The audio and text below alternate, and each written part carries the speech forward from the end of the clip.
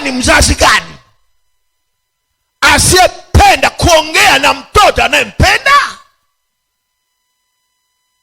Hakuna mzazi asiyependa kuongea na mtoto anayempenda, hakuna.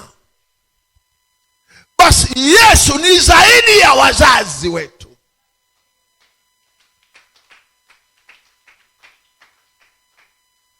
Na ndio maana kasema, naenda kwa Baba, sitawaacha yatima. Tamwomba Baba awaletee fariji mwingine ama msaidizi mwingine. Alijua huyu mtu anahitaji sauti yangu, kuisikia sauti yangu. Faraja ya kweli hutokana na Kristo mwenyewe anaponena kwa njia ya Roho.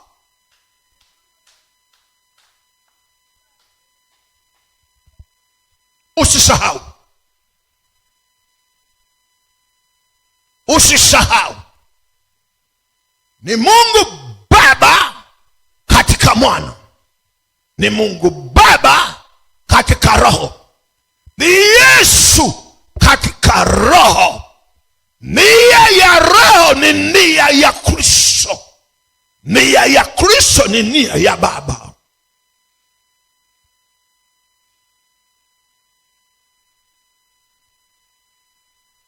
Anapenda usikie sauti yake.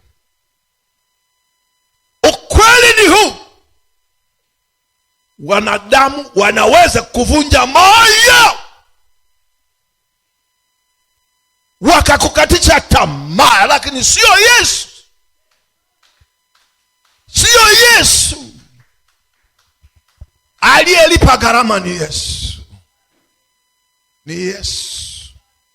Sasa amemwaga neema, niseme kuliko wakati wote, wa kusikia sauti yake. Kusikia sauti yake kabla hajatatua tatizo lako, anachilia neno.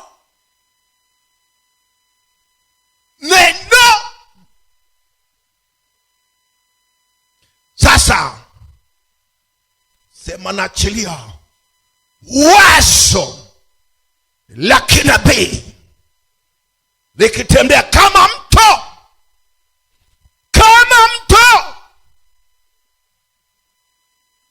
ama sauti ya ndani. Unasikia mtu anaongea ndani yako, anaongea ndani yako, anafundisha ndani yako, anatoa maelekezo ndani yako, na kila semapo amani inafurika kwenye moyo wako. Furaha sio ya kawaida. Furaha sio ya kawaida. Na wakati mwingine ilo wazo linakuzuia katika jambo fulani. Unasikia kuzuiwa, na inshallah unapolikaidi unakosa amani, unapolitii unapata amani. Pata amani. Anataka kusema na kila mtu. Unapotembea atasema na wewe, ukikaa atasema na wewe, ukilala atasema na wewe, ukiwa shambani atasema na wewe. Jenga tabia ya utulivu na kumtafakari Yesu na msalaba wake. Unaleta bubujiko kwamba hakika Kristo ananipenda. Ninakumbuka msalaba, jinsi alivyoacha enzi. Ananipenda.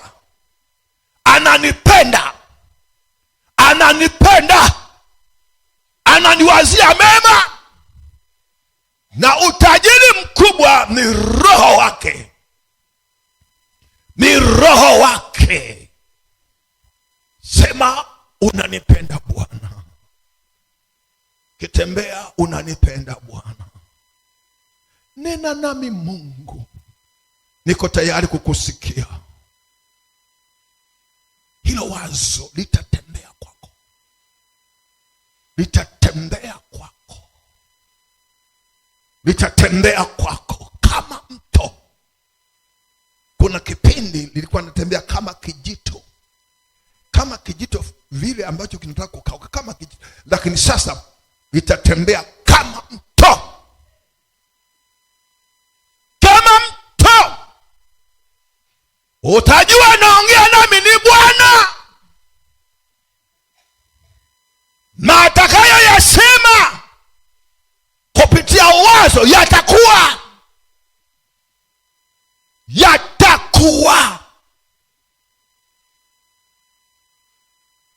Hakuna ambacho kilitokea chini ya jua ambacho kilitokea kabla ya Mungu kunena neno. Aliachilia neno, aliachilia neno. Huja neno, neno hutengeneza njia, neno hutengeneza njia. Huja neno katika jambo lolote gumu, huja neno.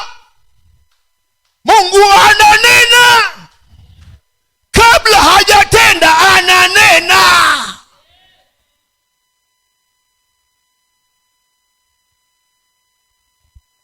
Likitokea unasema hakika Mungu ni mwaminifu, alinena nami, sikuelewa. Ni yule yule aliyemwambia Petro, peleka nyavu mpaka kilindini. Petro akasema, tumefanya kazi ya kuchosha usiku kucha tusipate kitu. Na huwa kanuni za uvuvi ni usiku, sio mchana. Lakini kwa neno lako nitapeleka nyavu kilindini. Kinyume cha kanuni za kibinadamu, kwa neno lako nitapeleka nyavu kilindini. Unajua Petro alichelewa kupata samaki kwa kutoa hoja. Tumevua, tumefanya kazi ya kuchosha usiku tusipate. Alipoteza muda, lakini baadaye akarudi kwenye mstari akasema, kwa neno lako, kwamba watu wanashangaa, unapeleka wapi nyavu Petro na asipeleka kilindi? Ninaenda kuvua samaki. Watu kama walikuwepo walicheka, wakasema Petro umechanganyikiwa. Mchana akasema nitapeleka, nina neno, kwa neno lako Bwana nitapeleka nyavu. Kabla hajawajibika hapakuwa na samaki, ila alikuwa na neno tu, lakini aliingia kwenye wajibu sawa na lile neno. Akaacha mashaka yake, akaacha hoja zake, akapeleka nyavu kilindini. Biblia inasema alipata samaki wengi mpaka chombo kilitaka kulemewa. Lakini kabla lilikuja neno, peleka nyavu kilindini. Ulipokosa samaki, sasa kwa neno peleka, akisema sasa anza biashara. biashara uliowahi kupata hasara, usiseme Bwana, hiyo biashara nimefanya sana, nilikopa na kukopa kidogo nifungwe, ili niingiza hasara na madeni, niliponea chupu chupu. Akisema anza biashara uliowahi kupata hasara. Sema, Mungu, kama ni wewe, naomba unithibitishie. Kama na mashaka, naomba nithibitishie, nionyeshe kwa njia nyingine. Atakuonyesha kwa njia nyingine kulithibitisha lile neno. Akisha lithibitisha, ingia kwenye wajibu. Ingia kwenye wajibu. Watu watakushangaa. Umeanza biashara iliyokuingiza hasara, umesahau. Waambie, nilianza biashara bila neno, sasa hivi nina neno.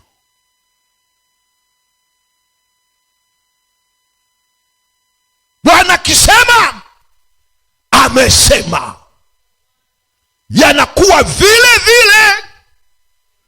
Hakuna sababu ya kujenga hoja. Wakati mwingine kuamini sauti ya Mungu ni kama mtu aliyechanganyikiwa. Ni kama mtu aliyechanganyikiwa. Nakumbuka nimwambia mama yenu kipindi kigumu, hatuna nguo, blanketi shida, vitanda vya shida, maisha magumu. Nikamwambia mke wangu, nina neno, utatembea juu ya nguo. Kuweka laki mfukoni itakuwa jambo la kawaida. Mke wangu alicheka sana. Alicheka sana. Akasema, kwa neno la Bwana ninaamini, lakini akili na goma. Nikiangalia mashariki sioni, magharibi sioni, kaskazini sioni njia, lakini lipo neno, mtatoka. Samki wangu, shike neno hili. Na iko tofauti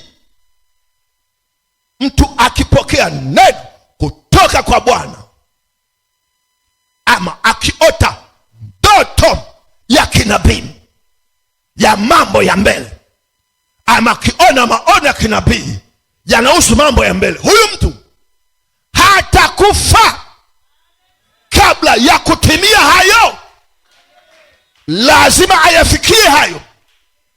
Tofauti na ndoto za kidunia na maono ya kidunia. Sema, huyu jamaa alikuwa na maono mazuri sana, alikusudia kuweka hoteli, sasa ndo yuko kwenye finishing, amekufa. Amekufa. Huyu jamaa alikuwa na maono ya kufanya biashara, ameagiza mabasi mawili kutoka nje, kabla mabasi hajafika amekufa. Maono yake yameishia njiani. Hayo ni maono ya kidunia, ni ndoto za kidunia yatokayo kwa Mungu. Mtu hafi.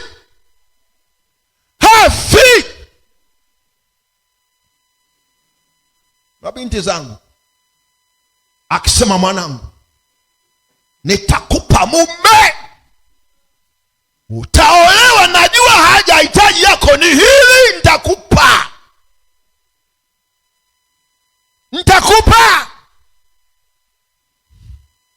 Usiulize maswali mengi. Lini atatoka wapi sio kazi yako. Shika neno. Amesema nitakupa. Shetani atakuja atasema, wewe hivi jiangalie, nenda kwenye kioo. Nani kupende wewe kama umekuwa kama umehama kwa mama, unaenda kwa bibi. Kazi ya shetani ni kuleta maneno ya kuvunja moyo. Haleluya. Mwambie shetani, hiyo sijali, nina neno. Haleluya. nina neno